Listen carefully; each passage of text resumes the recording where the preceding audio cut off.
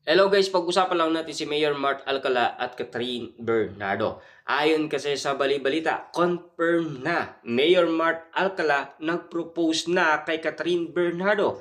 Kat naggulat sabay kinikilig yan. Grabe nga naman kasing kiligin si Catherine Bernardo dahil sa ginawa umano ni Mayor Mart Alcala. Dahil nag-propose na ito kay Catherine Bernardo. Kaya nga naman kasi na in love ng todo ang ating idolong si Catherine Bernardo. Na alam nyo naman, napapabalitaan natin na talagang gusto pala ni Mayor Mart Alcala na magkaroon ng asawang artista. Kaya nga naman pala, pinupormahan niya daw si Catherine Bernardo ayon kasi sa mga basher ng alkalde. Na alam niyo naman kasi in love na in love itong si Catherine Bernardo. Papaano nga naman kasi madaling araw nakikipag-date ito kay Mayor Mark Alcala. At ang sinasabi nga naman kasi ng karamihan,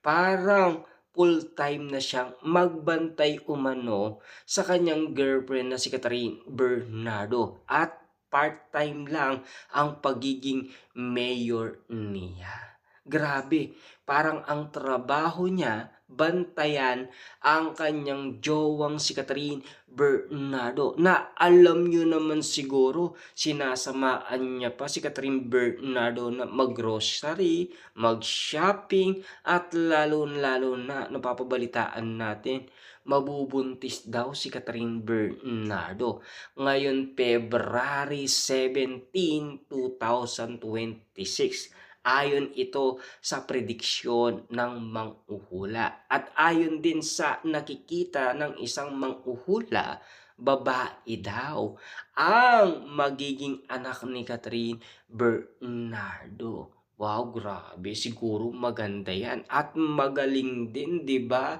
Sana iwas pa baby girl na lang sana, 'di ba? Yun kasi ang request ng mga netizens, lalong-lalo na ang mga sausawerang kapitbahay, lalong-lalo na ang mga tambay sa social media na ginagawang pulutan ang mga issue ni Catherine Bernardo at Mayor Mark Alcala na ngayon hindi na sila nanghuhula kasi uling-uli na sa akto sina Mayor Mark Alcala at Catherine Bernardo na talagang confirm na daw na talagang sina Mayor Mark Alcala at Catherine Bernardo. Siyempre, ang sinasabi nga naman kasi ng karamihan, naiinggit lang kasi yan kay Daniel Padilla at Kyla Estrada. Kaya lumantad na.